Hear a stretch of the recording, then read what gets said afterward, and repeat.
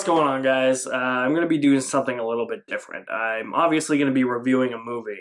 That movie is The Harder They Fall, which is out on Netflix now.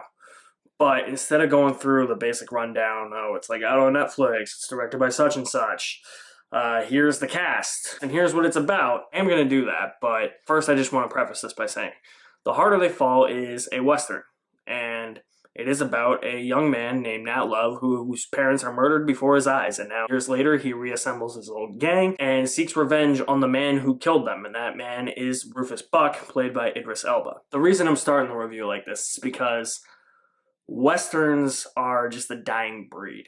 This is a genre that nobody wants to tackle anymore. It's very seldom that we're going to see Westerns made. So I feel as if Hollywood thinks that there's no appeal for them. They think that, oh, the glory days of the Westerns were the 50s and the 60s, where John Wayne and Clint Eastwood were making a Western every damn chance that they got, and every other movie from those two actors was a Western, and everybody's seen it all before, and nobody's gonna sit through a 2-hour and 20-minute Western to watch people ride horses on sand and go into small towns and saloons and dress up like they're in the Wild West with six-shooters and cowboy hats, and we definitely don't need any more cowboy stuff or sheriff stuff, you know?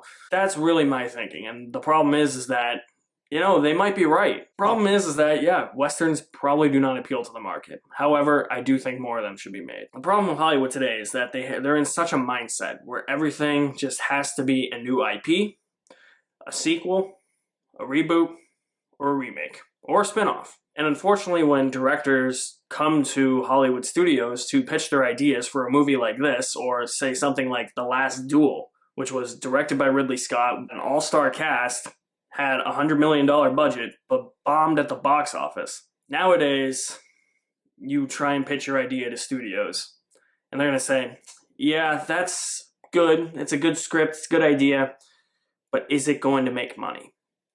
And unfortunately, the idea now is that Hollywood treats itself like a business instead of, hey, let's put out quality over quantity, or let's take the time to actually hear what this filmmaker has to say, instead of just churning out the 900th Marvel movie or the 50th Star Wars movie or something. And look, I'm a fan of all those movies, and I'm really happy that the box office this year and the movie release schedule this year really got revived after the pandemic, and that we got to see a shit ton of big budget blockbusters. But you need room for movies like this. And if no major studio is going to pick up your movie, or if you have an idea and they say no to your pitch and it's a really good idea, you're just going to take it to a streaming service. I bet you Netflix even had a hard time accepting this, because they're like, who is going to watch this? And I bet in their mindsets they're saying, what are the streaming numbers and the viewership going to be like for a movie like this?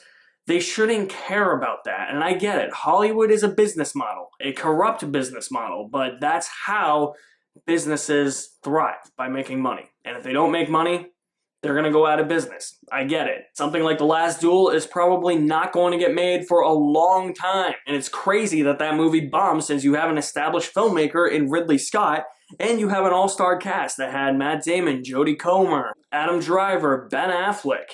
People like that should be able to sell a movie, and it all comes down to how the movie is marketed. And I guarantee you, when Fox or Disney or whoever it was greenlit that idea and said, you know what, it's probably not going to make money anyway, like, don't even bother with the marketing, because I haven't seen that much marketing for a movie like The Last Duel. I also haven't seen that much marketing for a movie like this, The Harder They Fall, which is a damn shame, because you can't just kill one genre. The Western genre is still a film genre. It's still a literary genre. You can't just kill it and say, no more movies in that genre, let's move on to the next big thing that people are going to gravitate towards. I understand you want to go with what's popular. And if I ask somebody what their favorite Western was within the last 15 years or so, I guarantee almost everybody's going to say Django Unchained or The Hateful Eight. I mean, a few people might say True Grit. Some, very few though, will probably say 3:10 to Yuma. And then that's it. I mean, The Assassination of Jesse James by the Coward Robert Ford is a great Western. The Quick and the Dead, which came out in the 90s. I guarantee you nobody knows that movie exists because Hollywood looks at movies like this as a thing of the past. They're not popular anymore. It's not good for business. It's a damn shame that it has taken this long to get another Western, and it is also a damn shame that for one of the few times in 2021, Netflix actually said, you know what, we can produce quality over quantity here, and they actually made a movie like this. I'm not just talking about like a Western or original idea. I'm talking about a Western or an original idea that is damn good. So now we will talk about The Harder They Fall because it is a damn good movie that I can probably guarantee you nobody is going to see. I already know that this movie is going to be tossed aside and overlooked like it's nothing. And that's a damn shame. This is the directorial debut of James Samuel. I think that's how you say his name. I don't know, but man, what a Western. Haven't seen a Western this good since probably one of those two movies that I mentioned, Django Unchained or The Hateful Eight. This movie captivated me from start to finish, and I'm not a huge fan of the use of modern music in historical contexts like this. But in the case of this movie, it worked for me.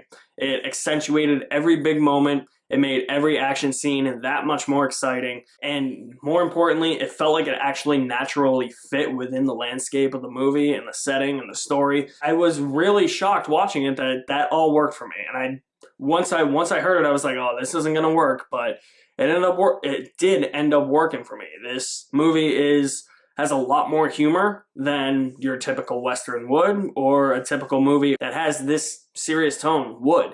And the humor was a welcome flavor of surprise. And these action scenes are edited to such a unique style. It's a very stylish film. I really, in terms of how it's edited, there are certain scenes that are edited to the music. So it reminded me of Edgar Wright's style, but it also brought me back to those spaghetti Western type of vibes from the 60s and 70s, like something like The Good, the Bad, and the Ugly, or Fistful of Dollars, or A Few Dollars More, Once Upon a Time in the West, or even other Westerns like The Wild Bunch, or The Searchers with John Wayne, even though that movie's more about cowboys and Indians than it is about, being a spaghetti Western. But those were the vibes that I got. You could tell that the director of this movie had an affinity for those old classic Westerns that just don't get made anymore, because Hollywood and directors and filmmakers are afraid to make them. There's such style to the editing that there were moments where I laughed because it would focus on one character and then there would be like a musical beat and then somebody else would like pop up, like tilt their head or like shift their body like that and pop up right behind them, and then it would do it again and somebody else would be right behind them shifting their body or tilting their head so that they come in frame. There are moments like this where I'm just like, this is original filmmaking and it's great filmmaking. And the editing is also used to the camera movement as well. The camera will shift to the big bombastic moments in the score or the song that is playing, and then it will be a steady cam at the more somber, slower moments, which added a lot of flair and flavor to this film. There's going to be people that watch this and say, this is historically inaccurate. Look, there's a fucking title card at the beginning saying the characters in the movie that are portrayed are real, but the events portrayed in the movie are fictional. So right then and there, I knew. I was like, okay, I don't need any historical context other than it's the West. That's it. That's all you need. If a Western can be this exciting, this entertaining, I'm all down for it. And the cast is superb, and that's probably going to be another thing people are going to bitch about too. An all predominantly black cast in a Western. Who cares? It's entertainment. And it's great entertainment. It's quality entertainment. Quality is the point I am trying to make here in this video and review. And the cast knows that. They know that they're in for something special. The standouts for me were Jonathan Majors, of course, Zazie Beetz, Regina King, Lakeith Stanfield, RJ Seiler also has some really great humor woven in. Delroy Lindo is also a treat. I don't know who plays her, and I forget the character's name. Shit. That's bad. Now I can't give her a recommendation, but there is a character in here that goes on a heist with Jonathan Majors' character. I loved her character too. She was great. From a legitimate, actual viewpoint of the movie, my one complaint is that I feel as if there were moments, not the entirety, but moments of the second act that dragged. I wouldn't say that they were boring and that it tampered with the pacing of the movie at all.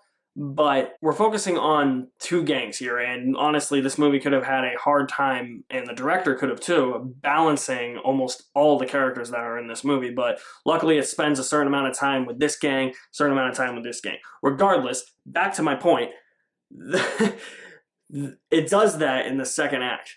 But anytime spent with Idris Elba's character's gang members and him in the second act are way more exciting than anything that Jonathan Majors and his gang are doing in the second act, because they're basically sitting by a campfire. I just want to get back ever so slightly to the more interesting stuff that Idris Elba and his gang are doing.